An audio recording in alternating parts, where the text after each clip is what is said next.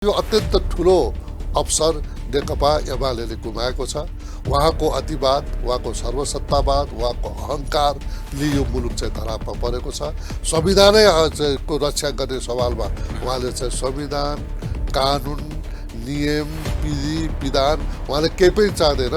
I M A state, I M A constitution भनेर आएम supremo अब चुनावमा जाने अवस्था छ। के मुखले आउनुहुन्छ तपाईँ? के मुखले चुनाव लिएर आउनुहुन्छ? लाटो खानु होला, ढुङ्गा खानु होला। तपाईँ त अहिले अक्सिजन लिएर आउनुपर्ने, मास्क लिएर आउनुपर्ने। कोभिडको कारण बेड दिन सकेनौँ, अक्सिजन दिन सकेनौँ। एक वर्षसम्म हामीले समय पाउँदाखेरि चाहिँ हेर्नुहोस् एउटा केही गर्न सकेनौँ व्यवस्थापन। प्रधानमन्त्रीले संविधानमा खेलवाड गरेर यत्रो ठुलो सङ्घर्षबाट प्राप्त गरेको संविधान सभा, त्यसपछिको चाहिँ गणतन्त्र, त्यसपछिको चाहिँ यो लोकतन्त्रको यसरी चाहिँ स्थापित भएकोलाई फेरि म कानुन पनि मान्दिनँ, म चाहिँ नियम पनि मान्दिनँ, म संविधान पनि मान्दिनँ।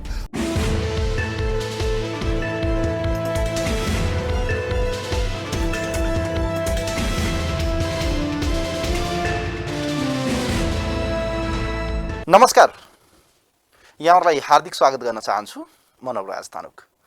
टिभी टुडे एसडीको यो विशेष कार्यक्रम चक्रव्यूहमा हामी देशको समसामयिक राजनीतिसँगै विकसित घटनाक्रमको बारेमा सही र सठिक विश्लेषण गर्दै आएका छौँ।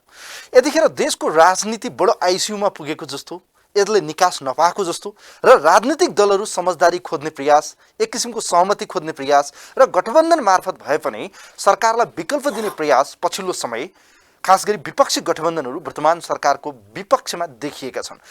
यो परिस्थितिमा प्रधानमन्त्री केपी शर्मा ओली यो संसद डेजुलेसन गरेर नयाँ निर्वाचनमा जाने तयारी समेत गरिसकेको अवस्था देखिन्छ। यस्तो परिस्थितिमा यो देशले के निकास पाउन सक्ने सम्भावना छ या चुनाव नभइकन फेरि संसद पुनर्स्थापना हुने सम्भावना पनि छ भन्ने दुई थरी बीचबाट देशको राजनीति कता जान्छ, यतिखेर यो बल भने अदालतको फैसला हेर्न बाँकी छ। तर यतिखेर खास गरी नेकपा सत्तारूढ दलभित्रको विवाद त अर्कोतिर विपक्षी विशेषतः प्रतिपक्षमा रहेको प्रमुख दललाई यतिखेर महाधिवेशनको चटारो अब लाग्न लागेको छ। खेती किसानी गर्ने जस्तै यतिखेर काङ्ग्रेसका खास गरी कङ्ग्रेसजनहरूका लागि यतिखेर महाधिवेशन, विशेष गरी क्रियाशील सदस्यता र यी विषयहरू जो टुङ्ग्याउनु पर्ने छ, यतिखेर कङ्ग्रेस भने महाधिवेशनतिर होमिएको छ र भदौ 16 देखि 19 सम्म महाधिवेशनको तिथि मिति तय भइसकेको यो अन्तिम डेडलाइनमा के कङ्ग्रेस महाधिवेशन गर्न सफल हुन्छ त? पछिल्लो विकसित घटनाक्रमसँगै नेपालमा प्रजातन्त्रको आन्दोलनदेखि यो देशमा गणतन्त्र, लोकतन्त्र, संविधान निर्माणमा बडो महत्त्वपूर्ण खेलेको भूमिका कङ्ग्रेस यतिखेर कहाँनिर रुमलिरहेको छ, यिनै विषय सन्दर्भमा कुराकानी गर्दैछौँ। आजको यो विशेष अङ्कमा हामीसँग नेपाली कङ्ग्रेसका अत्यन्तै प्रभावशाली व्यक्तित्व, नेता, केन्द्रीय सदस्य एवं विघटित प्रतिनिधि सभाका सांसद, काठमाडौँ क्षेत्र नम्बर 10बाट निर्वाचित सांसद, जो जहिले पनि चर्चामा कहिले प्रचण्डलाई हराएर होस् त कहिले जनताको बिचमा लोकप्रिय काम गरेर चर्चा कमाइरहनुभएका यस्ता व्यक्तित्व आजको विशेष अङ्कमा हामीसँग राजेन्द्र कुमार केसी, राजन केसी हामीसँग हुनुहुन्छ। उहाँलाई म वेलकम गर्न चाहन्छु। केसीज्यू नमस्ते, वेलकम। धन्यवाद। सन्चै हुनुहुन्छ? ठिक छ। के छ अब यो देशको राजनीतिलाई बडो नजिकबाट हेरिरहनु भएको छ। उपत्यकावासी, विशेष गरी काठमाडौँवासी पनि रहनुभयो तपाईँ। राजधानी सबैको केन्द्रमा पर्ने, राजनीति पनि केन्द्रमै बढी पेचिलो हुने, अहिले राजनीति मैले अघि भने आइसियुमा पुगेको जस्तो देखिन्छ। यो आइसियुमा कसले पुर्यायो, प्रतिपक्षले या सत्तारूढ दलले? होइन, प्रतिपक्ष त गत चुनावमा अत्यन्त झिनो मत जनादेश लिएर आएर अत्यन्त कमजोर अवस्थामा छ। जनादेशको हिसाबमा, सङ्घीय संसदको हिसाबमा, प्रदेशको चाहिँ जनादेशको हिसाबमा र स्थानीय सरकारको हिसाबमा कङ्ग्रेस अत्यन्त इतिहासमा कमजोर भएको अवस्था छ। त्यो जगत जाहेर भएकै कुरा हो। र कङ्ग्रेसले अब यो राजनीतिलाई अहिलेको अवस्थामा पुर्याउन कङ्ग्रेसको भूमिका के हो भन्ने सम्बन्धमा सबले बुझेकै छ। कङ्ग्रेस एउटा जिम्मेवारी प्रतिपक्षी पार्टी हो, जसले यो हाउसमा पनि हामीले धेरै आलोचना पनि सुन्यौँ कि कङ्ग्रेस कि प्रतिपक्ष छ कि छैन, प्रतिपक्ष किन मौन छ भन्ने सन्दर्भमा धेरै आलोचना हामीले सदनदेखि सडकसम्म सुनेकै हो। हामीलाई लाग्यो हिजोको चाहिँ प्रतिपक्ष एमाले हुँदा जुन एउटा सार्वजनिक सम्पत्ति नष्ट गर्ने, जुन किसिमको टायर बालेर तोडफोड, गुलदङ्गा, यो प्रतिपक्षको काम भनेर आम जनताले हेरिरहेको अवस्थामा हामी चाहिँ कमसेकम एउटा जिम्मेवारी प्रतिपक्ष, जनादेश पाएकै हो, जनादेश कङ्ग्रेसले गुमाएकै हो। यद्यपि कसरी गुमायो त्यो आफ्नै किसिमको चाहिँ होला, तर कङ्ग्रेसले जनादेश गुमाएकै हो। 165 निर्वाचन क्षेत्र, निर्वाचित सिटमा। क्षेत्रमा चाहिँ जम्मा कङ्ग्रेसले लिएर आएको 23 सिट 23 सिट ल होइन? यस्तो। त्यसमा पनि 2 जना त अहिले चाहिँ निलम्बितै निलम्बितमा हुनुहुन्छ। त्यस्तै 7 प्रदेशमा हाम्रो हैसियत अत्यन्त कमजोर रहेको अवस्था छ र त्यस्तै गरेर स्थानीय सरकारमा अत्यन्त कमजोर अवस्थामा रह्यो। त्यसका हामीले के सोच्यौँ भने ठिक छ 5 वर्षको अवधिको लागि जनादेश चाहिँ नेकपाले पायो, एमाले पायो र 5 वर्ष स्पष्ट खालले चाहिँ यो मुलुकको समृद्धिका लागि, जनताको हक हितका लागि, संविधान रक्षाका लागि यो संविधान चल्नुपर्छ भनेर हामी कमसेकम एउटा चाहिँ अन्तर्राष्ट्रिय क्षेत्रमा पनि एउटा लोकतान्त्रिक पार्टी प्रतिपक्ष हुँदाखेरि कस्तो हुनुपर्छ भनेर हामीले धेरै आलोचना खप्दाखेरि पनि हामी संयम अप्नाएकै हो। त्यसको अहिलेको जुन अवस्था मुलुकको अवस्था छ, तपाईँले त चाहिँ आइसियु भन्नु, म त भेन्टिलेटर भन्छु। यो भेन्टिलेटरमा यो मुलुकमा पुर्याउने चाहिँ सत्तारूढ पार्टीका नै केपी शर्मा ओली प्रधानमन्त्री हुन्। उनले अत्यन्त ठुलो अवसर पाएका थिए। यो मुलुकमा जसरी 15 सालको आम चुनावमा स्वर्गीय बिपी महामानव विश्वेश्वर प्रसाद कोइरालाले 2/3 ल्याउनु भयो, त्यसरी नै अहिले झन्डै 2/3 फेरिमा जनादेश प्राप्त थियो र यो मुलुकलाई साँच्ची नै संविधान अत्यन्त ठुलो सङ्घर्षपछि जनताले संविधान सभाका मार्फतबाट संविधान पाएका छन्। यो आफैमा अत्यन्त ठुलो उपलब्धि हो। संविधान सभाका मार्फतबाट संविधान पाउनु भनेको, जनताको जनप्रतिनिधिबाट संविधान पाउनु भनेको आफैमा त्यसले अत्यन्त ठुलो महत्त्व राख्थ्यो र त्यो संविधान आइसकेपछिको पहिलो सरकार थियो। त्यसकारण यो अत्यन्त ठुलो अवसर नेकपा एमाले गुमाएको छ। उहाँको अतिवाद, उहाँको सर्वसत्तावाद, उहाँको अहङ्कारले यो मुलुक चाहिँ धरापमा परेको छ। संविधानै को रक्षा गर्ने सवालमा उहाँले चाहिँ संविधान, कानुन, नियम, विधि, विधान उहाँले केही पनि चाहँदैन।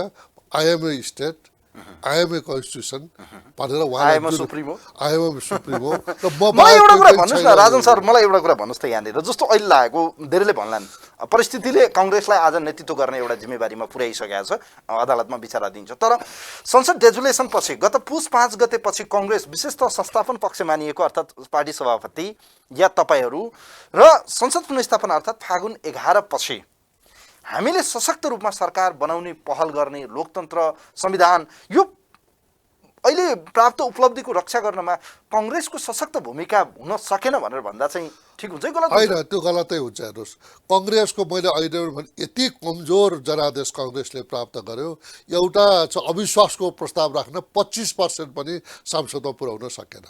त्यो अवस्थामा हिजोको एमाले जुन पायो र हिजोको माओवादी जुन मर्ज भएर नेकपा भयो, चाहिँ जेठ 3 गते पछिको कुरा गर्दै गर्दा जब हामी एउटा चाहिँ अविश्वासको प्रस्ताव पनि 25% पुर्याउन सक्दैनौँ र अर्कोतिर चाहिँ तपाईँले फागुन 11 गते पछिको घटनालाई भन्नुभयो, अर्कोतिर चाहिँ नेकपा चाहिँ आइजिटी चाहिँ जीवन्त रहेको अवस्थामा माओवादीले चाहिँ त्यसको चाहिँ समर्थन फिर्ता नलिएको अवस्थामा हामीले मात्रै एक्लो चाहिँ अविश्वास प्रस्ताव राखेर त्यो सफल हुनेवाला थिएन।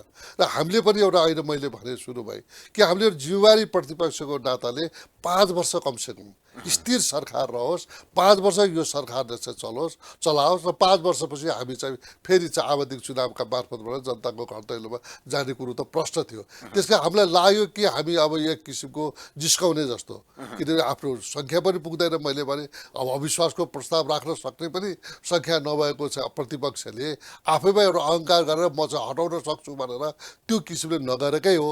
जब प्रतिपक्ष चाहिँ नेकपा चाहिँ एमाले फुट्यो अदालतको उसले र माओवादीले चाहिँ समर्थन फिर्ता लिएपछि काङ्ग्रेस चाहिँ अब सरकार निर्माण हुन सक्छ कि भनेर अगाडि बढेकै अवस्था हो। 149 सांसदको सङ्ख्या लिएर राष्ट्रपति गएकै हो।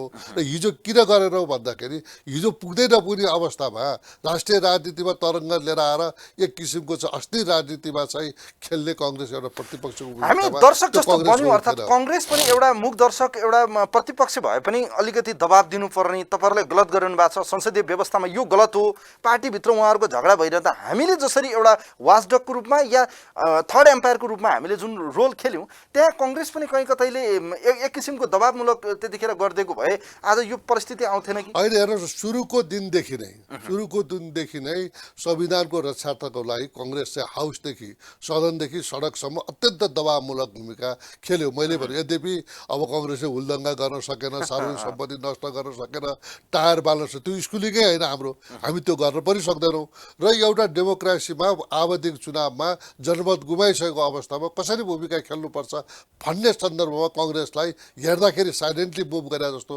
तर सदनको कुरा गर्नुहुन्छ भने निर्मला हत्याकाण्डदेखि लिएर वाइट बडी केसदेखि लिएर गुठीको विधेयक देखेर तपाईँहरूको यो मिडिया काउन्सिलको विधेयकदेखि लिएर साइबर एक्टको विधेयकदेखि लिएर सुरक्षा सम्बन्धी विधेयकदेखि लिएर मानवाधिकार विधेयकदेखि लिएर हामीले रोक्यौँ कि यो संविधानले त्यो किसिमको अतिवाद को लागि यो संविधान बनेको होइन।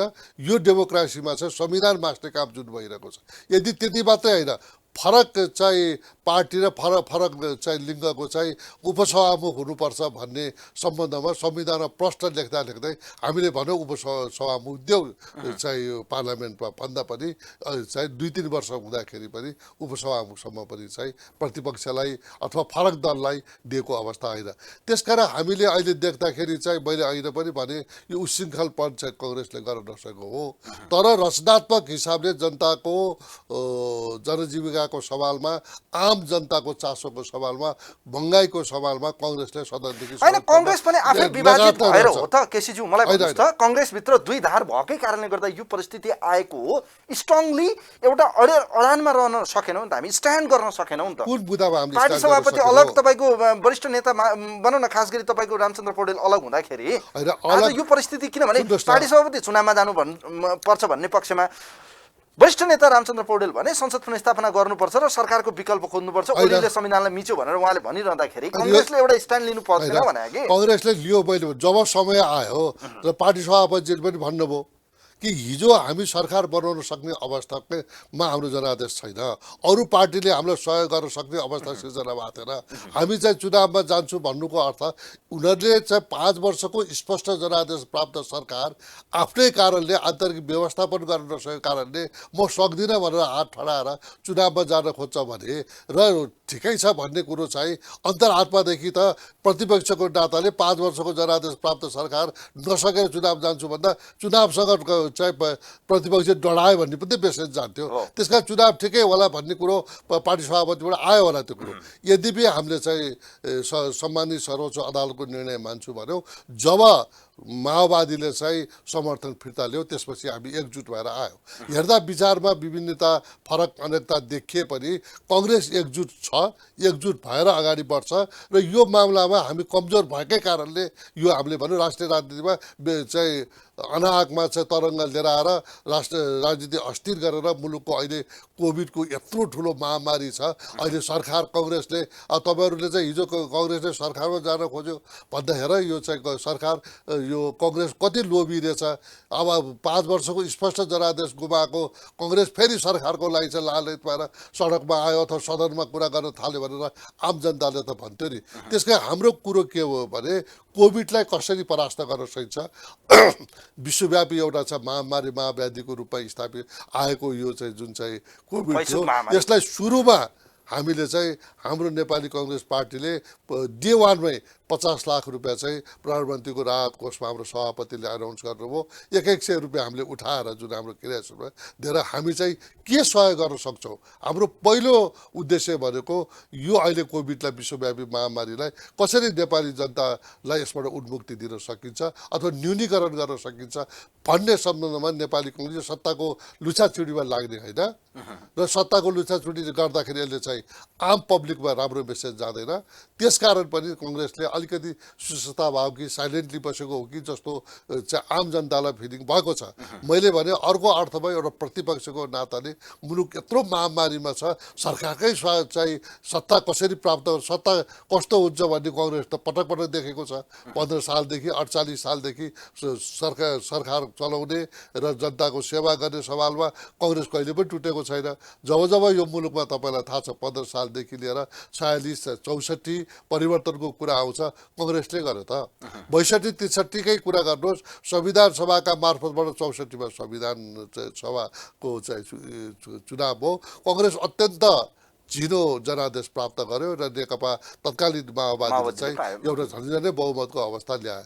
तर त्यो 4 वर्ष 2 वर्षको संविधान सभाको अवधिमा 4 वर्ष चाहिँ अवधि रहँदाखेरि 4 जना कम्युनिस्टको प्रधानमन्त्री होइन, माधव नेपाल, बाबुराम प्रचण्ड र झलनाथ खनालजी चाहिँ 4 जना चाहिँ प्रधानमन्त्री हुँदा पनि उहाँले चाहिँ संविधान बनाउन सक्नु भएन। जब नेपाली कङ्ग्रेसले 70 सालको चुनावमा भन्यो कि एकपटक फेरि कङ्ग्रेसलाई तपाईँले जनमत दिनुहोस्, हामी यो संविधान पनि जारी गर्दैनछौँ र मुलुकमा जुन गुमेको शान्ति बहाली गर्ने मुख्य जिम्मेवारी थियो त्यो पनि हामी चाहिँ त्यो पुरा गर्छौँ भनेर जनताको घर दैलोमा ठुलो पार्टीको रूपमा चाहिँ कङ्ग्रेस होइन, कङ्ग्रेसले यो र देशमा धेरै गरेको छ। राजन केसीज्यू, हामीले मलाई संविधान पनि बनायौँ, हामीले चाहिँ शान्ति पनि बहाली गर्थ्यौँ र जब मुलुक एउटा चाहिँ ट्र्याकमा गइरहेको थियो, अब आर्थिक क्रान्ति हाम्रो गणेश मानजीले भन्नुभयो 46 सालमा उहाँले चाहिँ यो जनआन्दोलन सफल भएपछि के भन्नुभयो भने चाहिँ होइन, हामीले राजनीतिक चाहिँ क्रान्ति त हामीले पुरा गऱ्यौँ, राजनीतिक क्रान्ति गरेर प्रजातन्त्र बलियो हुँदैन जबसम्म हामी आर्थिक क्रान्ति गर्न सक्दैनौँ, जनतालाई हामी चाहिँ सुख सुविधा पुर्याउन सक्दैनौँ, जनताको हक अधिकारलाई स्थापित गर्न सक्दैनौँ, त्यो अवस्थासम्म चाहिँ म चाहिँ प्रजातन्त्र सधैँ कमजोर रहन्छ भनेर उहाँले भन्नुभएको थियो। त्यही हिसाबले हामी 74 सालको चुनावमा अब मुलुक समृद्धिको यात्रामा जानुपर्छ। अब हामीले प्रजातन्त्र पनि ल्यायौँ, गणतन्त्र पनि ल्यायौँ, अब संविधान सभाका मार्फत संविधान पनि ल्यायौँ, जनताको संविधान हो नि त यो। होइन, ठिक छ, संविधानमा कयौँ रिजर्भेसनहरू होला नि, त्यो विषयलाई मैले आज कोट्याउन छैन। तर केसीज्यू, यो परिस्थितिमा अहिले सरकार बनिसकेको अवस्था छैन, अदालतमा विचाराधीन छ, तपाईँहरू सहसरी अदालत पुग्नु भएको अवस्था छ, राष्ट्रपति कहाँ तपाईँहरू जानुभयो 149 जना लिखित हस्ताक्षर सहित। संविधानको धारा 76 को 5 ले संविधान अन्तर्गत नयाँ सरकार बन्ने वातावरण प्रधानमन्त्रीले खुला गरिसकेको अवस्थामा तपाईँहरूले जुटाएको बहुमत सङ्ख्या राष्ट्रपतिले स्वीकार्नु भएन, अर्थात् तपाईँहरूको जारी गरेको या प्रस्ताव गरिएको जो चाहिँ हस्ताक्षर थियो त्यो नक्कली या पुग भएन या त्यो मापदण्ड अनुसार भएन भन्ने राष्ट्रपतिको कदमले पनि आज संविधानमाथि प्रश्न चिन्ह खडा भएको। यो त प्रश्न देखियो नि। अहिले तपाईँ गण्डकी प्रदेशको हेर्नुहोस्, गण्डकी प्रदेशमा यही समय उनीहरूको 68(5) अनुसार उहाँहरूले चाहिँ 31 चाहिँ सांसदको हस्ताक्षर लिएर जानुभयो र उहाँले चाहिँ त्यहाँको प्रदेश प्रमुख भने त प्रदेशको राष्ट्रपति नै हो होइन, उहाँले चाहिँ घोषणा गरिदिनु भयो। त्यसकारण यो 149 जुन चाहिँ धारा 5 को तपाईँ 76 धारा 5 को तपाईँले बोलिरहनु भएको छ, धारा 5 नै त्यो बेलामा प्रशस्त छलफल गरेर लेखेको हो। म संविधान बनाउने त्यतिखेर पनि 70 सालमा चुनावमा निर्वाचित भएर आएको हुँ र हाम्रो मुलुक 48 साल कि 15 सालदेखि नै कुरा गर्दा जब संसदीय व्यवस्था चाहिँ को चुनाव भयो, कहिले पनि 5 वर्षको इभेन पञ्चायत कालमा पनि 5 वर्षको स्पष्ट जनादेशले काम गर्न नसकेको अस्ति सरकारको जुन चाहिँ हामीले चाहिँ समस्या भोग्न पर्यो, त्योबाट हामी कसरी उन्मुक्ति हुन सक्छौँ र कमसेकम एउटा बहुमतको सरकारले अथवा चाहिँ बहुमत प्राप्त सरकारले, विश्वास प्राप्त सरकारले 5 वर्षसम्म चाहिँ आफ्नो यात्रा कम्प्लिट गरोस् र 5 वर्षपछि उसले चाहिँ साँच्चै नै राम्रो काम गर्यो भने फेरि चाहिँ उसले जनादेश पाउला। उसले आफ्नो घोषणापत्र अनुसार काम गर्न पाएन, गरेन भने फेरि जनताले चाहिँ आवधिक चुनावको अर्थ नै त्यही हो, त्यसले चाहिँ आवधिक चुनावका मार्फतबाट फेरि जनताले चाहिँ अर्को दललाई पनि हेर्न सक्छन् भन्ने अवस्थामा 5 वर्ष कसरी पुर्याउन सकिन्छ भन्ने अवस्थामा धारा 5 जुन 76 को धारामा प्रशस्त छलफल गरेर आएको हो। त्यसकारण त्यो प्रोभिजन गण्डकी र केन्द्रमा हेर्ने भने केही फरक छैन। जस्तो यहाँ चाहिँ दलीय व्यवस्था भन्दा बाहिर गएर उहाँहरूले सिग्नेचर गरेको देखिन्छ, तर गण्डकीमा त्यस्तो छ र होइन। दलीय के भन्यो भने 76(5) मा मैले पहिला पनि तपाईँलाई भने 76(5) एउटा क्राइसिस प्रोभिजन हो त्यो कि मुलुक झन्डै चाहिँ अब चाहिँ सरकारै बनाउन नसक्ने अवस्था हो भने यो अवस्थामा पनि बनाऊ है भनेर प्रश्न लेखिदिएको अवस्था हो। दलीय अथवा निर्दलीय अथवा चाहिँ स्वतन्त्र भनेर त्यहाँ भनिएको छैन। 76(2) इमर्जेन्सी धारा हो त, त्यसो भए यसलाई कसरी बुझ्ने? यसलाई क्राइसिस म्यानेजमेन्ट प्रोभिजनको धारा नै भन्नुहोस् कि 5 वर्षसम्म कमसेकम हाउसमा पार्लियामेन्टमा सरकार बन्नेजेलको अवस्थामा बन्ने अवस्था हुन्जेलसम्म कुनै पनि अवस्थामा विघटन नगर है, कमसेकम 5 वर्ष सरकार बन्ने अवस्था थियो भने केसीज्यू राष्ट्रपतिज्यूले किन चाहिँ साथ दिनु भएन त? त्यो त उहाँलाई सोध्नु, मैले राष्ट्रपतिको कुरा त कसरी गर्न सकौँ। तर 149 जनाको जुन चाहिँ हस्ताक्षर गयो, उहाँले पहिलो अब केपी शर्मा ओलीजीले 76 तिनको प्रधानमन्त्री रहँदाखेरि उहाँले के भन्नुभयो 76 चारमा म जान्न। विश्वासको मत लिनुपर्ने प्रोभिजन हो त्यो म पाउँदैन धारा, भन्नुभयो अनि। होइन मैले चाहिँ 76 चाहिँ 2मै मैले लिन सकेको अवस्थामा मलाई चाहिँ विश्वास नभएको अवस्था विश्वास प्राप्त नभएको अवस्थामा म 76 4मा जान्न र म चाहिँ अब चाहिँ एकैचोटि चाहिँ विश्वास छैन भन्ने हिसाबले चाहिँ म जान्छु बाटो भनेर प्रशस्त पार्छु। 5मा भनेर मार्ग प्रशस्त गर्छु भन्नुभयो र 3 बजेसम्म उहाँले चाहिँ अब म त थाके पनि अब मार्ग प्रशस्त गर्छु र अन्यले चाहिँ सङ्ख्या पुऱ्याउन् भनेर जुन किसिमले उहाँले भन्नुभयो त्यसपछि हामीले चाहिँ 149 जनाको लिएर गएकै अवस्था हो र उहाँले फेरि 153 को लिएर गयो भन्नुभयो बेलुका थाहा छैन 3 बजेसम्म छैन बहुमत। बहुमत छैन। अब म बहुमत चाहिँ हिजो पनि गुमाएको मान्छे अब पनि म विश्वास लिन सक्दिनँ त्यसकारण म जान्छु भनेर चाहिँ मार्ग प्रशस्त गर्छु भन्नुहुन्छ उहाँले भनिसकेको अवस्थामा हामीले 149 जनाको लिएर गयौँ लिएर गएपछि अब जनमोर्चाको जसपाको पनि मेरै हो पार्टीको पनि जम्मै मेरै हो भनेर जुन किसिमले उहाँले चाहिँ गलत दाबी हो। गलत दाबी हो यो वास्तवमा यो राम्रो सूचक होइन। यसले वास्तवमा अहिले भन्नुहुन्छ भने हामी राजनीतिक कर्मीहरू जनताको चाहिँ घरदैलोमा गएर प्रत्यक्ष चुनावबाट चाहिँ निर्वाचित भएर आउने र आएको मान्छेहरू हामी अत्यन्त लज्जास्पद छौँ। प्रधानमन्त्री मेरो पनि हो नि उहाँ केपी शर्मा ओली भनेको नेकपाको अथवा एमालेको मात्रै प्रधानमन्त्री होइन नि मुलुकको प्रधानमन्त्री हो र मेरो पार्टीको पनि उहाँ प्रधानमन्त्री हो होइन। त्यो प्रधानमन्त्रीले संविधानमा खेलवाड गरेर यत्रो ठुलो सङ्घर्षबाट प्राप्त गरेको संविधान सभा त्यसपछिको चाहिँ गणतन्त्र त्यसपछिको चाहिँ यो लोकतन्त्रको यसरी चाहिँ स्थापित भएकोलाई फेरि म कानुन पनि मान्दिनँ म चाहिँ नियम पनि मान्दिनँ म संविधान पनि मान्दिनँ भनेर उहाँले जुन किसिमको चेष्टा दिनुभयो यसले राजनीतिप्रतिको वितृष्णा जनतामा यसरी ठुलो आइरहेको छ। हामी त सडकमा हिँड्न पनि गाह्रो भयो। लाजै भयो नि कहीँ गयो भने जनताले के पो भन्छन् तपाईँहरूलाई किन हामीले अहिले भन्नुहोस् न 1 मिनट अहिले अब चुनाव भन्नुभएको छ उहाँले 76 चाहिँ कार्तिक 26 र वंशी अब चुनावमा जाने अवस्था छ। जनता कोभिडका कारण तपाईँ र म यसरी डिस्टेन्स बस्दाखेरि चाहिँ अब हामी लाएर केही हुन्छ कि भनेर यिनै हामी त्रसित अवस्था छौँ। जनता कहाँ गएर मलाई भोट दिनुहोस् भनेर न प्रतिपक्षले न सत्ता पक्षले जनतालाई के दिन सक्यौँ। कोभिडको कारण बेड दिन सकेनौँ अक्सिजन दिन सकेनौँ 1 वर्षसम्म हामीले समय पाउँदाखेरि चाहिँ हेर्नुहोस् एउटा केही गर्न सकेनौँ व्यवस्थापन र अब ठुल्ठुला कुरा गरौँ वीर हस्पिटलमा 500 चाहिँ बेडको हस्पिटल बन्छ 1000 बेडको त्यो चाहिँ 77-78 को चाहिँ उसमा चाहिँ बजेट भाषणमा तपाईँ त्यो किताब पढ्नु त्यहाँ प्रश्न भनेको छ हरेक जिल्लामा 50-50 बेडको चाहिँ आइसियु हुनेछन् सारा भन्दै गर्दाखेरि आज चाहिँ जनताले अक्सिजन नपाएर जनताले चाहिँ एम्बुलेन्समा जनताको चाहिँ मृत्यु भएको अवस्था छ। आम नागरिकहरूको आतंकी चाहिँ यो अवस्थामा कसरी चुनावमा जान सकिन्छ। सरकारको पर्फर्मेन्सको बारेमा एकैछिनपछि चर्चा गरौँला। राष्ट्रवादीका सवालमा कुरा गरौँला। देश यस्तो भड्खालोमा पुगिरहँदा साँच्चीकै सरकारले जनताको किन मन जित्न सकेन यी विषयमा आउँला। तर मलाई यहाँनिर लागेको विषय अहिले जस्तो यो परिस्थिति छ आज प्रधानमन्त्री केपी शर्मा ओलीमा तपाईँले भने जस्तै न संविधान मान्ने न यो विधि मान्ने न लोकतन्त्र न गणतन्त्र सबैमाथि उहाँले चाहिँ प्रहार गर्नुभयो उहाँले आज यसको धज्जी उडाउनु भयो भनेर रहँदा यति दम्बी यति घमण्डी या एक किसिमको उहाँमा चाहिँ यो शक्ति जसलाई अब हामी शक्ति सञ्चयकै रूपमा लिउँ कसरी प्राप्त भयो जनताको म्यान्डेटबाट या देशी विदेशी शक्तिको चाहिँ आशीर्वादको होइन। मैले अब यो आन्तरिक व्यवस्थापन गर्न नसकेको उहाँको पार्टीले स्पष्ट चाहिँ जनादेश ल्याएको पार्टीलाई मैले राष्ट्रिय अन्तर्राष्ट्रिय हुन त यद्यपि अहिले 5 जना प्रधानमन्त्रीले 5 जना प्रधानमन्त्रीले मुलुकको राजनीति अत्यन्त तरल अवस्थामा रह्यो यो हस्तक्षेप पनि हुन लाग्यो भन्नुभएको छ के प्रसङ्ग भन्नुभयो मलाई थाहा छैन। तर एउटा झन्डै 2/3 पायो हिजो त 15 सालमा नेपाली कङ्ग्रेसले 2/3 ल्याउँदै गर्दा राजाको तरबार चल्यो अहिले त कसैको तरबार चल्नेवाला त थिएन। उहाँले आन्तरिक व्यवस्थापन गर्न नसकेको कारणले कसैले खेल्यो होला खेल्छ होला त्यो अर्कै कुरा हो। तर यसको सम्पूर्ण दोष प्रधानमन्त्री नेकपा चाहिँ एमालेका अध्यक्ष केपी शर्मा ओलीले लिनुपर्छ र अहिलेको सम्पूर्ण जस अब्जस उहाँले लिने हो। जस त उहाँसँग केही पनि छैन जम्मै अब्जस मात्रै छ उहाँको। मैले भने नि एउटा कोभिड जस्तो कोरोना जस्तो चाहिँ एउटा चाहिँ 1 वर्ष टाइम पाउँदाखेरि उहाँले केही पनि नगरेको अवस्था अक्सिजन दिन नसकेर प्राणवायु अक्सिजन एउटा दिन नसकेर चाहिँ 100 मान्छे मरेको त आज उसमा आएको छ।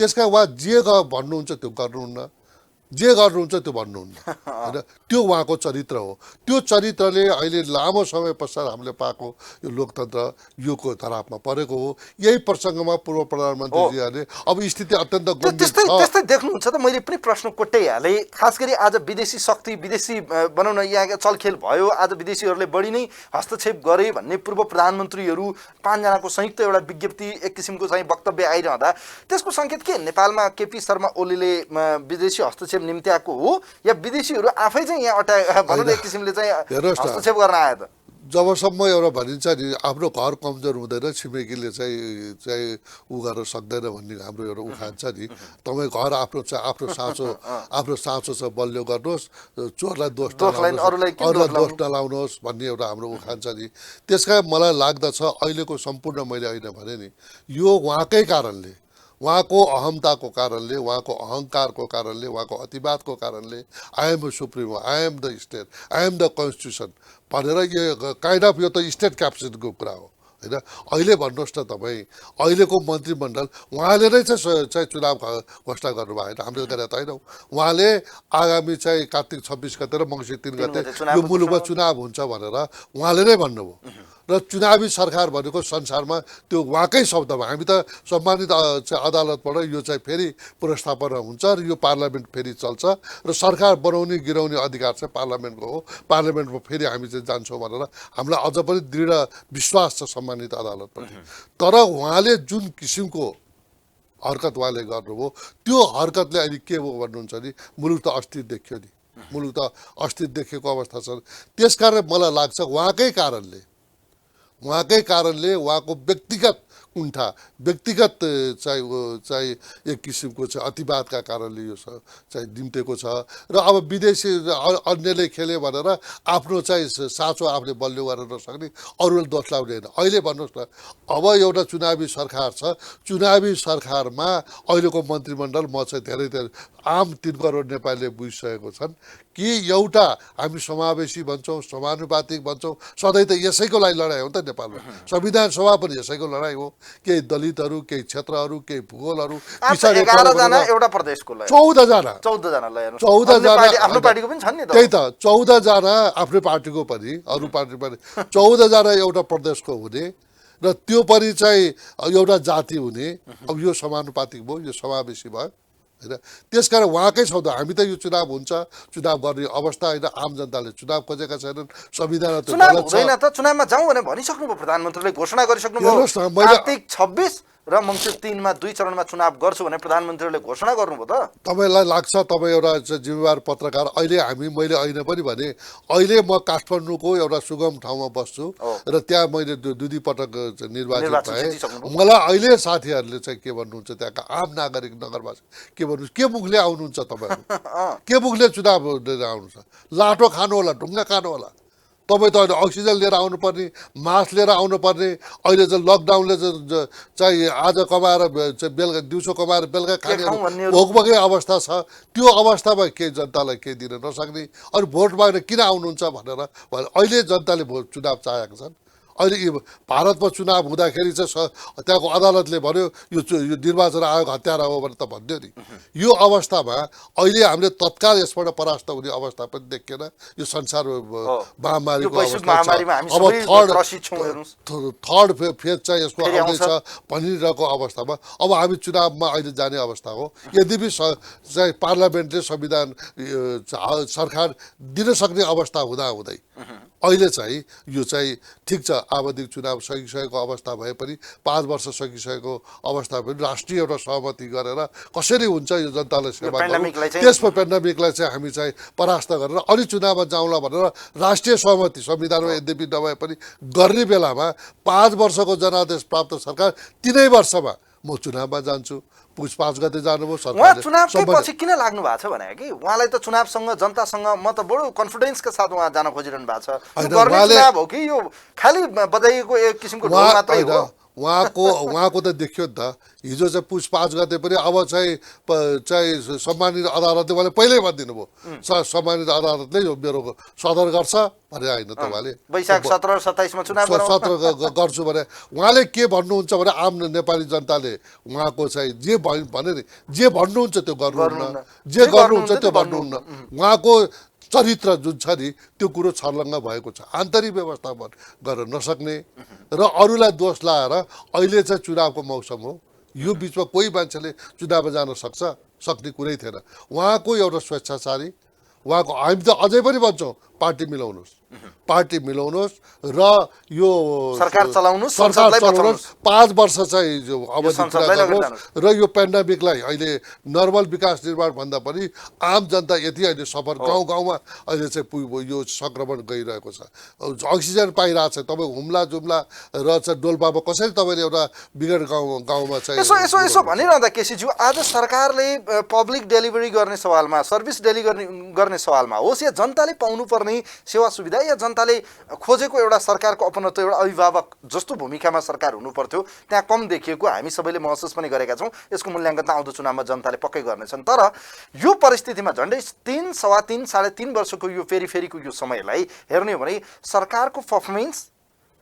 हेर्दाखेरि र प्रतिपक्षी दलले पनि जहाँनिर चाहिँ एउटा एक किसिमको चाहिँ भनौँ न स्ट्यान्डर्ड रूपमा चाहिँ प्रतिपक्षको भूमिका निर्वाह गर्नु पर्थ्यो कमसेकम तपाईँहरूलाई दबाब दिनु पर्थ्यो दिन सकेन भने आलोचना पनि भयो कहाँ सुतेको छ भन्ने पनि हामीले भन्यौँ यस्तो यो विषम परिस्थितिमा सरकारले गर्नुपर्ने काममा चाहिँ सरकार किन चुक्यो किन कुर्सीको खेलोमेलो सत्ता जोगाउन कुर्सी जोगाउन सडकमा आमसभाहरू हामीले हेऱ्यौँ यत्रो गरियो जनताका लागि हो कि सरकार यो पार्टीका लागि यो कुर्सी बचाइदिन जनता सडकमा आउनुपर्ने हो के देख्नुभयो तपाईँ हेर्नुहोस् न मैले भने नि उहाँलाई त्यो जुन किसिमको जनादेश प्राप्त भयो होइन त्यो जनादेशमा उहाँ उन्मुक्त हुनु मेरा कारणले मैले माओवादीलाई पनि फसाएर लिएर आएँ झन्डै 2 ल्यायो उहाँको त्यो उन्मुक्तता उहाँको जुन घमण्डको फेरि अलिकति बढोत्तरी भयो र ताकि उहाँलाई चाहिँ यहाँ मैले भने होइन यो स्टेट पनि आफै हो कन्स्टिट्युसन पनि आफै हो उहाँले कुनै राम्रो काम गर्नुभएको छ भ्रष्टाचार हेर्नुहोस् यति ठुलो अब त अरबौँमा भ्रष्टाचार गयो तपाईँ भन्नु वाइट बडीमा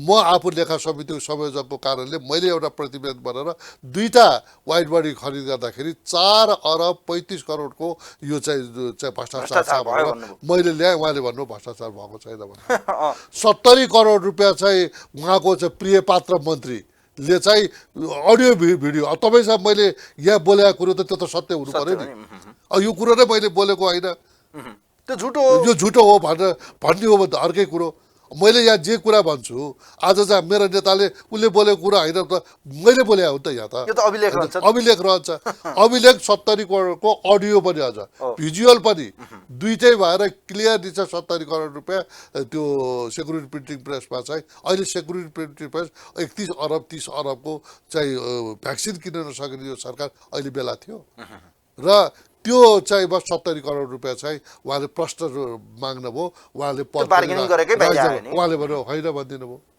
गोकर्ण रिसोर्ट देख्नुभयो 30 वर्षको चाहिँ यो लिजमा चाहिँ हाम्रो यो ट्रस्टको जग्गा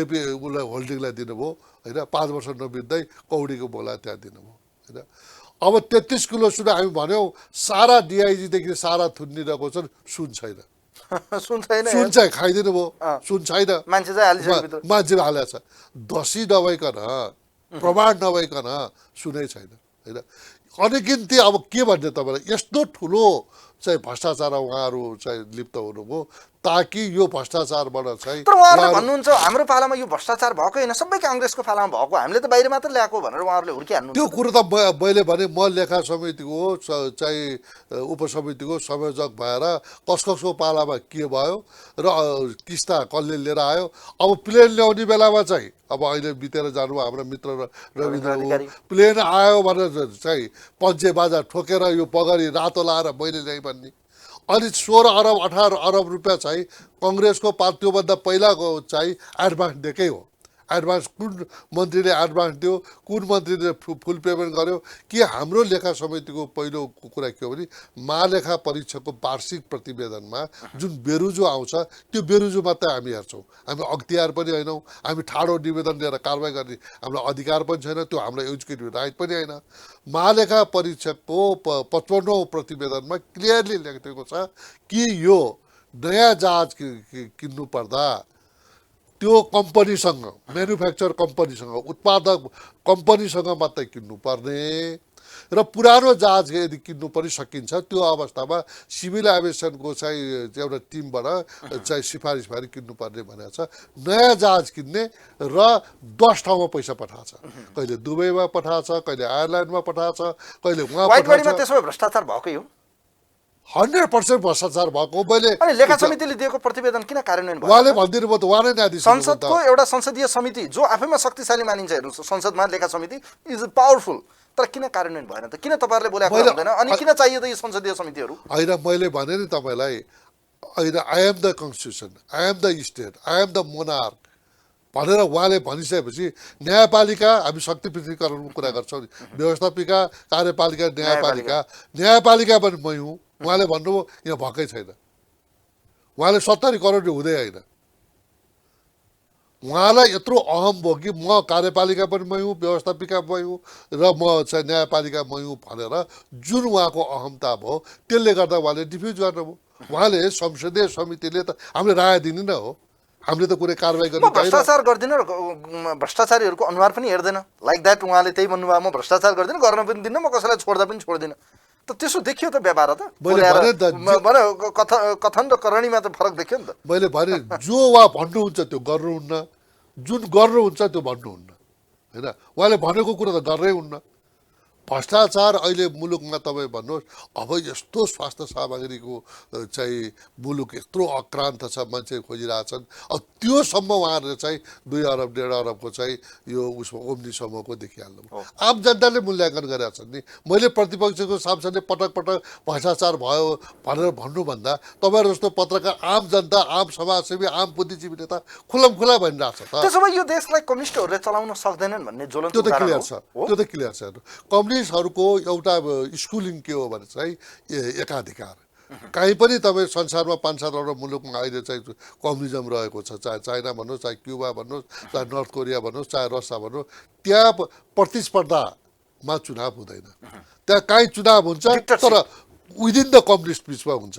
स्कुलिङ उहाँको के हो भने चाहिँ उहाँले फरक विचारहरूलाई चाहिँ मान्नुहुन्न, उहाँ एक दलमा विश्वास राख्नुहुन्छ, मैले जे गर्यो त्यही हुन्छ। कम्युनिजममा तर नेपालमा कम्युनिस्टहरूको जनमत यति धेरै पाइन्छ, हेर्नुहोस् त तपाईँहरूलाई दुई निर्वाचनमा, गत 64 निर्वाचन हेर्नुहोस् र गत यो पछिल्लो निर्वाचनलाई पनि एकचोटि समीक्षा गर्ने भने दुईटै निर्वाचनमा कम्युनिस्टहरूले तपाईँहरूको ढाड सेकेको छ नि। हजुर, होइन त्यो कुरो यो जनताको म्यान्डेट होइन त? कतिपय होइन, जनताको माइन्डेड हो भने त मैले भने त जनताले माइन्डेड जनता बिचमा लोकप्रिय पनि त नेपालमा कम्युनिस्ट जनमत त छ मैले भन्ने मान्नु होइन, कम्युनिस्टको जनादेश, कम्युनिस्टले 5 वर्ष चाहिँ जनादेश प्राप्त गरेकै हो। कङ्ग्रेसले धेरै राम्रो, अब यहाँ त के भने कङ्ग्रेस भन्ने बित्तिकै एउटा चाहिँ प्रजातन्त्रमा विश्वास गर्छ, यो एउटा पुरानो पार्टी हो भनेर आम जनताले हेरिरहेको अवस्थामा उहाँहरूले जुन किसिमको 48, कङ्ग्रेसले धेरै राम्रो गर्न सकेको यो अवस्था आउँथेन। म स्वयं चाहिँ कङ्ग्रेसको एउटा चाहिँ कार्यकर्ताको हिसाबले म भन्न चाहन्छु, कङ्ग्रेसले 48 सालपछि ज्यादै राम्रो काम गर्न सकेको। कङ्ग्रेस पनि त आन्तरिक विवादमा लाग्नुभयो, 74-76 को त्यो उसमा लाग्नुभयो, एकदमै कङ्ग्रेसले धेरै राम्रो गर्न सकेको अवस्था भएको भए यो कम्युनिस्टहरू चाहिँ बढ्थेनन्। जहाँ जहाँ गरिबी हुन्छ संसारमा हेर्नुहोस्, जहाँ जहाँ गरिबी हुन्छ त्यहाँ कम्युनिस्ट हुन्छ। जहाँ सभ्य मुलुक, जहाँ अत्यन्त चाहिँ आर्थिक रूपले सम्पन्न मुलुकमा संसारमा कहीँ पनि कम्युनिस्ट छैन। उहाँहरूको कुरो नै जसरी पनि गरिबी चाहिँ उत्पादन गर्ने, गरिबीमा चाहिँ कम्युनिस्टहरू फैलिन सक्छ, त्यहाँ सङ्गठन गर्न सकिन्छ, सुदृढ गर्न सकिन्छ भन्ने उहाँको स्कुलिङ हो। त्यसकारण यसको पछाडि कङ्ग्रेसको पनि कमजोरी छ। कङ्ग्रेस एउटा डेमोक्रेसीमा विश्वास राख्ने र बहुदलमा विश्वास राख्ने, बाहुलवादमा आधारित लोकतन्त्रमा विश्वास गर्ने कङ्ग्रेसले पटक पटक इतिहासमा राम्रो काम गर्दा गर्दै पनि, चाहे त्यो 46 सालको आन्दोलन कुरा गर्नुहोस्, चाहे तपाईँले चाहिँ 62-63 चाहिँ हाम्रा चाहिँ गिरिजाप्रसाद कोइरालाको नेतृत्वमा चाहिँ यो गणतन्त्र कुरा गर्नुहोस्, चाहे मैले भने संविधान सभाबाट संविधान बनाउने आफैमा अत्यन्त ठुलो उपलब्धि हो। त्यो हाम्रो सुशील कोइरालाले चाहिँ को नेतृत्वमा हो कसैले भन्दैन सुशील कोइराला बोल्न पनि जान्दैन बोले पनि बुझिँदैन हैन, अब तपाईहरु त यस्तो मान्छेले संविधानको पिता पनि के भनेर गर्छ भन्नुहुन्छ भन्छ तपाईहरुले। उहाँले 4 वर्ष अवधिमा नसकेको। पाएको संविधान चाहिँ हामीले 2 वर्ष 2 वर्षमा बनाउनु भयो। 64 सालमा 2 वर्षमा भएको 4 वर्षमा बनेर हामीले 4 वर्षको माइन्डेड पाएको चाहिँ 2 वर्षमा अनेकले हामीले चाहिँ धेरै किसिमको खपी खानु पर्यो तपाईँलाई थाहा छ नाकाबन्दी नै भयो अब नाकाबन्दीको जसले सामना गरेर बस्यो ऊ राष्ट्रद्रोही हुने नाकाबन्दीको विरोध गर्यो ऊ चाहिँ राष्ट्रवादी हुने। राष्ट्रवादी हुने देखियो त राष्ट्रवादी देखेन अहिले सुशील कोइरालाले त्यो नाकाबन्दीलाई खपेर पनि जस्तो तर किसिमको केपी ओली हो भन्छन् त मान्छेले त नाकाबन्दीको त बनाउने एक किसिमको महानायक उहाँ त देशका लागि आज नाकाबन्दीको सामना गर्ने राष्ट्रवादी नेता। नाकाबन्दीको सामना त सरकारले गर्यो कि उहाँले विरोध गर्नुभयो नाकाबन्दीको विरोध गर्नुभयो त्यो कुरो ठिक हो तर अहिले त छर्लङ्ग पनि किन विरोध गर्नु भएको रहेछ त्यही एउटा जनमत पाउनको लागि विरोध गर्नु भएको छ उहाँको राष्ट्रवाद त देखिएन होइन अब बाँकी छ वीरगञ्ज पारीबाट ढुङ्गा हान्नेहरू त्यही र त। अहिले राष्ट्रवादी किन अब भन्नेहरू होइन, एउटै क्याबिनेटमा अहिले एउटा जिम्मेवारी भएर मैले चाहिँ पारीबाट ढुङ्गा हान्ने मान्छे र अहिले देखिहाल्नुभयो होइन चोचो मोचो मिलेको छ लबी डबी भएको चोचो मात्रै हो र के का लागि हामीले गर्यौँ भन्दाखेरि चाहिँ बहुराष्ट्रिय राज्य खडा गर्नको लागि हाम्रो मुक्ति आन्दोलन छ भनेर उहाँको बहाली भएको दिन भन्नु भएन हो।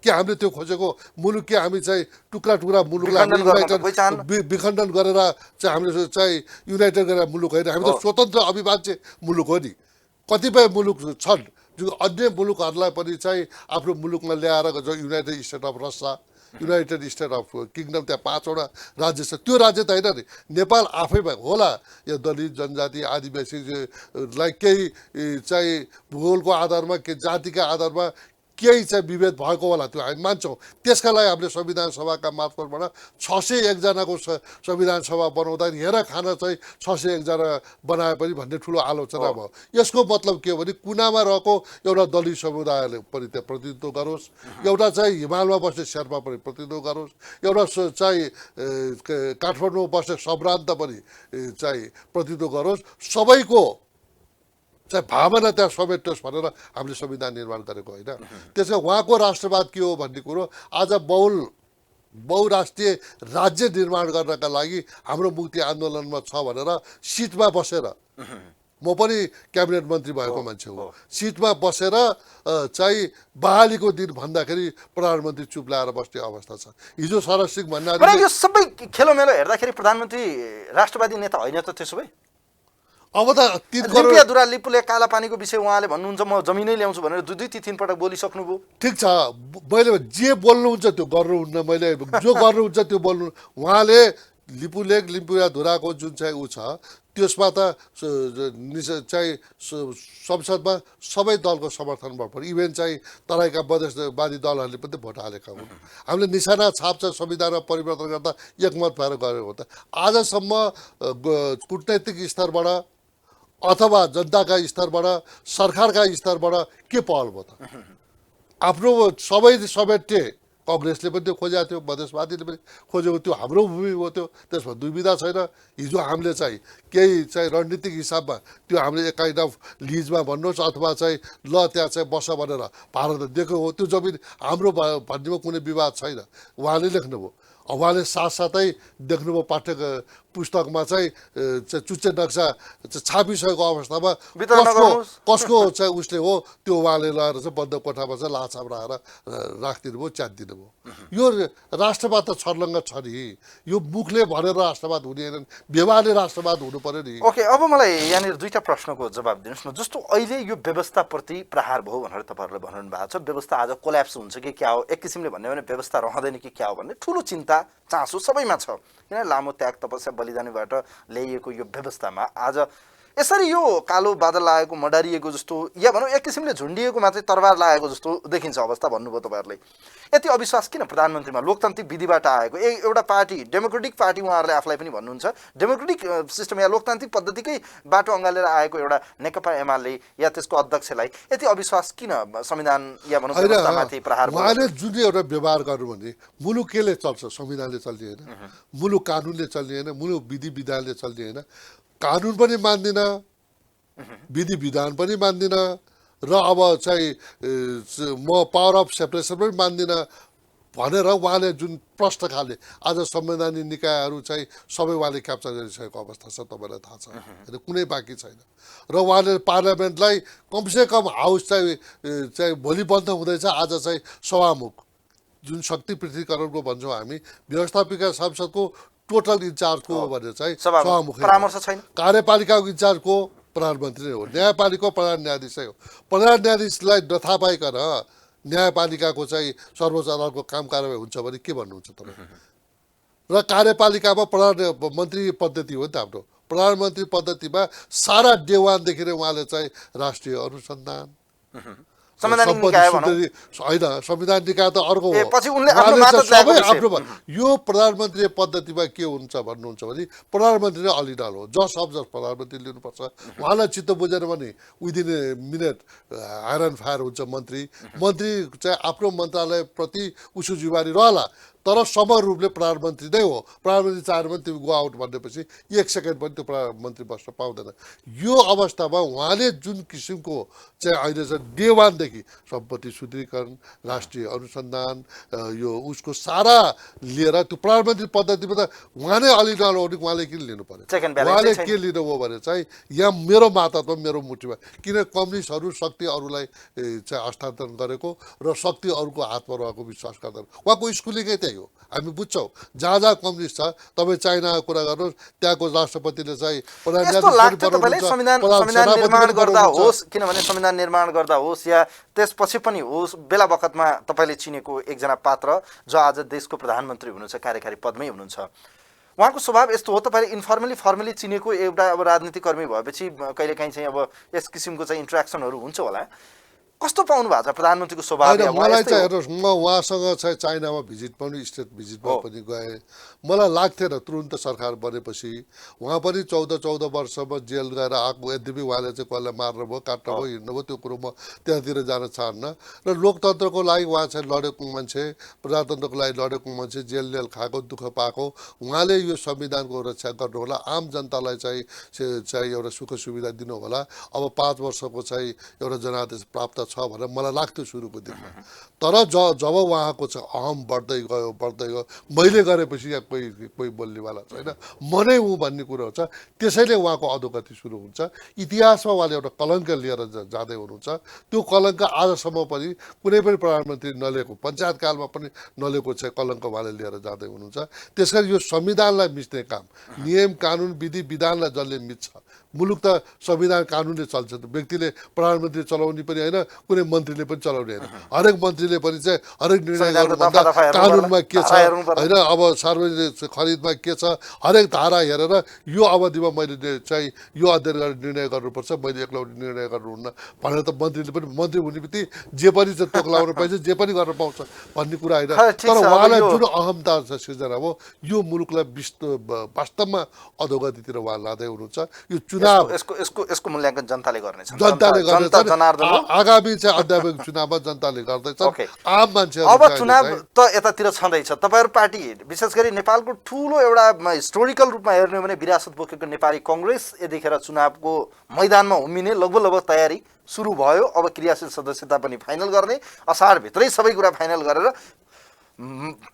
तपाईँको यो भदौ 16 देखि 19 महाधिवेशन काठमाडौँमा गर्ने तपाईँहरूको निर्णय भएको छ। तपाईँ पार्टीको केन्द्रीय कमिटी सदस्य अर्थात् केन्द्रीय सदस्य पनि हुनुहुन्छ। नेपाली कङ्ग्रेसको 13औं महाधिवेशनबाट तपाईँ निर्वाचित 14औं महाधिवेशन लाग्दैछ। यो पेन्डामिकको सिचुएसनमा महाधिवेशन सफल हुन्छ? होइन, महाधिवेशन चाहिँ सफल हुन्छ। किन हुन्छ भन्नुहुन्छ भने अब पहिला त यो चाहिँ आम 3 करोड नेपाली, 1.5 करोड मतदाता पनि होइन। हामीले मुस्किलले हाम्रो चाहिँ 8-9 लाख चाहिँ क्रियाशील सदस्य हुनुहुन्छ। अस्ति तपाईँहरूको चुनाव पनि हामीले पत्रकार महासङ्घको चुनाव पनि हेऱ्यौँ। किनकि अहिले हामीले चाहिँ काठमाडौँमा मात्रै त्यो 4-5 हजार मान्छे हाम्रो चाहिँ डेलिगेट्स आउनुहुन्छ। 4-5 काठमाडौँ मात्रै व्यवस्थापन गर्छु भन्दाखेरि त्यो फेरि चाहिँ ऊ हुन सक्ला। त्यसकारण हामीले चाहिँ कमसेकम प्रदेशमा 7वटा प्रदेश छ, त्यो संरचना छ। जो हाम्रो 6743 वडाहरू छ होइन, त्यस्तै गरेर 330 चाहिँ प्रदेश छ, त्यो चाहिँ क्षेत्र छ, त्यस जिल्ला 77 छ। यो सबैमा हामीले चाहिँ त्यहाँबाट डेलिगेट्स चाहिँ एकदमै राम्रोसँग लिएर प्रभावकारी रूपले चाहिँ हामीले चाहिँ एउटा सोसियल डिस्टेन्सिङ मिटिङ राखेर चाहिँ अब बिहान एउटा चुनाव हुन्छ चाहिँ अधिवेशन हुन्छ दिउँसो बेलुका गरेर एउटा सेड्युल चाहिँ बनाएर हामीले स्ट्रिक्टली त्यो सेड्युललाई चाहिँ अब त हरेक चाहिँ नागरिकको आफैमा सचेत छ नि म आफै आउँदाखेरि चाहिँ तपाईँसँग सचेत डबल मास्क लगाएर आउनु भएको छ। डबल मास्क लगाएर आएको छु होइन त्यस कारणले अहिले सबै मान्छे पनि मास्क लाउनुपर्छ र अब मास्क नलाइकन भयो भने आफ्नो चाहिँ व्यक्तिगत चाहिँ उसमा सङ्क्रमण हुन सक्छ सबै सचेत छन् त्यो सचेततालाई पनि चाहिँ हाम्रो कङ्ग्रेसको महाधिवेशन हुन्छ त्यसो भए नभए त हाम्रो अब यो महाधिवेशनले नयाँ नेतृत्व ल्याउँछ कि वर्तमान नेतृत्वलाई कन्टिन्यू गर्छ त राजन केसीज्यू? त्यो त के भने अब डेलिगेट्स आएपछि त्यो निर्णय हुने कुरा हो होइन मैले अहिले नै यो हुन्छ भनेर प्रकाश गर्न सक्दिनँ तर महाधिवेशन चाहिँ हुनुपर्छ कि 4 वर्ष हामीले कम्प्लिट गरौँ 1 वर्ष थप्यौँ त्यो पनि कम्प्लिट गरौँ 6 महिना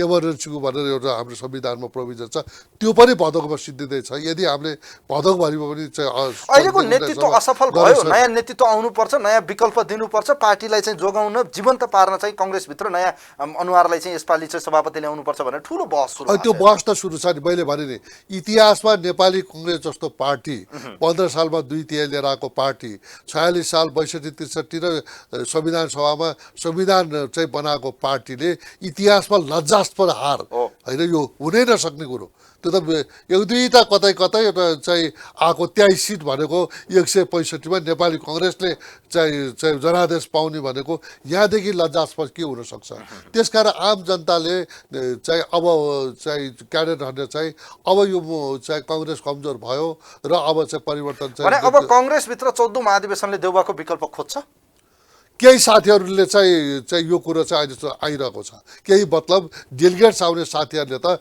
कङ्ग्रेस कमजोर भयो र यो चाहिँ अहिले चाहिँ पार्टी सभाको सभापतिकै नेतृत्वमा पार्टी चाहिँ बलियो हुन सकेन भन्ने त आम चर्चा छ नि अब त्यो चर्चामा डेलिगेट्सहरू चाहिँ त्यो धेरै आउनुहुन्छ भने उहाँ परास्त हुनुहुन्छ होइन उहाँ नै ठिक हो भने आउनुहुन्छ नि चुनावले निर्णय गर्ने कुरा हो पुस्तान्तर नगर्ने भने तपाईँहरूले के जहिले पनि बुढो मान्छेहरू जहिले पनि तपाईँहरू जहिले पनि अब कङ्ग्रेसभित्र 65 एबभ होइन यो सुन्नुहोस् न यो नयाँ पुस्ता आउनु पर्यो कङ्ग्रेसलाई जीवन्त राख्नु पर्यो लोकतान्त्रिक पद्धतिमा आउने आइरहनु भएको छ लोकतान्त्रिक अभ्यास खै भन्छन् मान्छेहरूले लोकतान्त्रिक अभ्यास त कङ्ग्रेसले गरि नै 4 वर्ष तर अब धन्न तपाईँहरूको कमिटी बनेको हामी देख्छौँ 5 वर्ष कट्नै आँटेपछि त्यही त कमिटी त्यही त मैले भने नि कमिटी समयमा बन्न सकेन र पार्टीले चुस्त किसिमले चाहिँ एउटा चाहिँ आफ्नो सङ्गठन संरचना अगाडि बढाउन सकेन मुलुकमा एउटा सन्देश दिन सकेन त्यसकारण त कङ्ग्रेस त्यत्तिकै कमजोर भएको छैन नि आफैमा कमजोर भएन नि हामीले काम गरेर नेतृत्वविहीन हेर्नुस् हामीले चाहिँ अब हाम्रो भातृ संस्थाहरू सारा सबै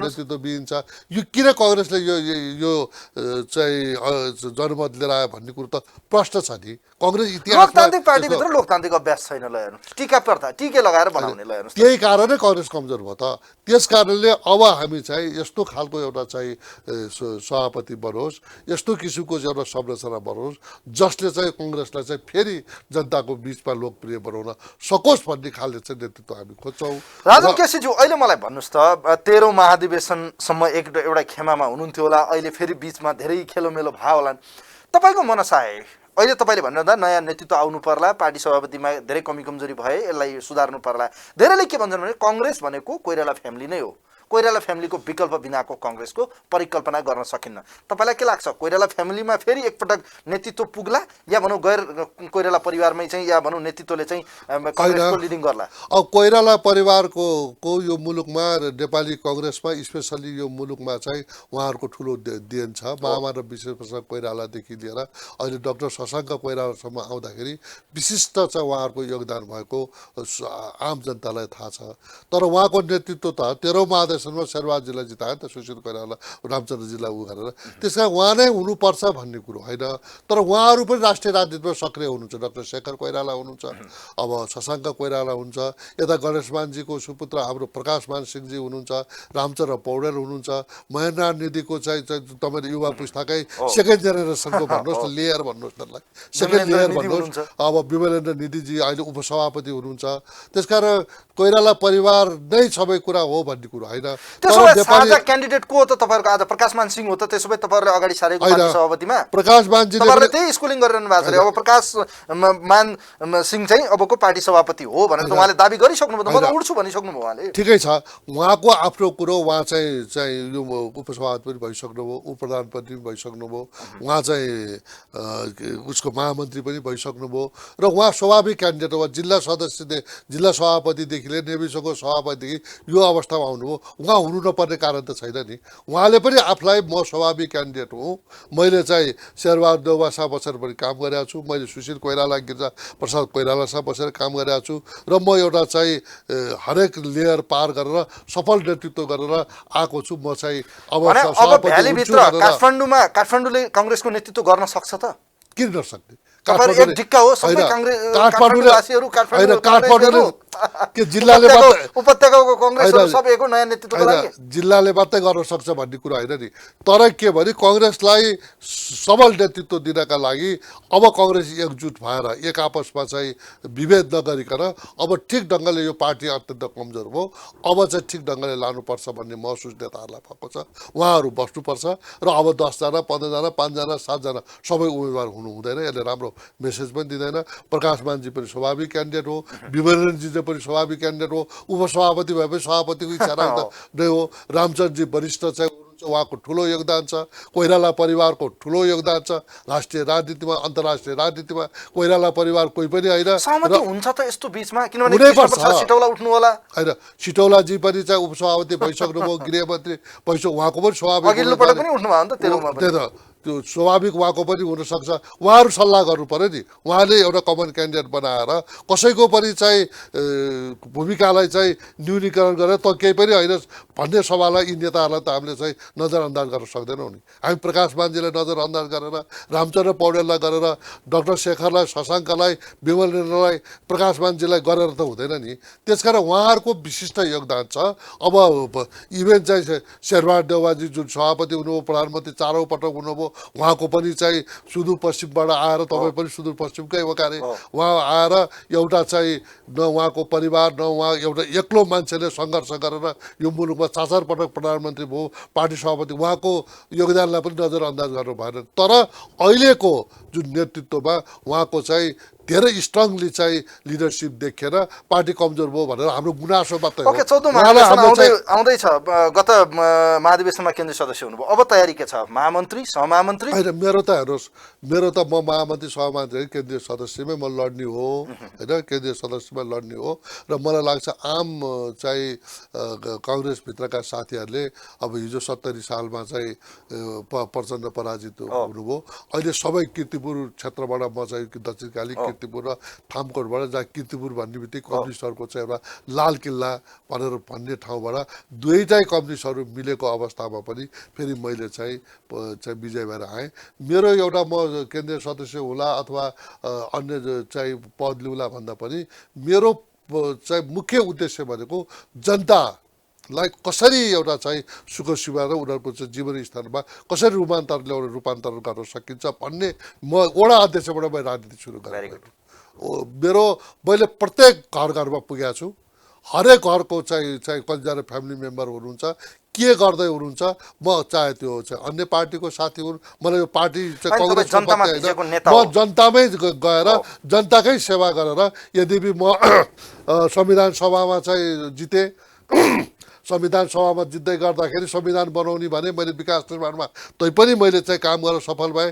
अहिले चाहिँ अब जितेर आए 2/3 अब काङ्ग्रेसले फेरि जित्ला भनेर डन्डा हानिरहेछ, तैपनि मैले काम गरिरहेको छु। अहिले कोभिडमा पनि मैले अक्सिजन प्रोभाइड गर्ने कुरा, यो गर्ने कुराहरू, यो चाहिँ अक्सिजन कन्सन्ट्रेटरका कुराहरू र जनतालाई कसरी मैले चाहिँ हस्पिटल लाने कुराहरू, एम्बुलेन्स गर्ने कुरा, म जनताको, म हेर्नु पार्टीको ठुलो चाहिँ सभापति होला, महामन्त्री होला, ठुल्ठुलो पद लिउँला र म चाहिँ सारा मलाई त्यो छैन।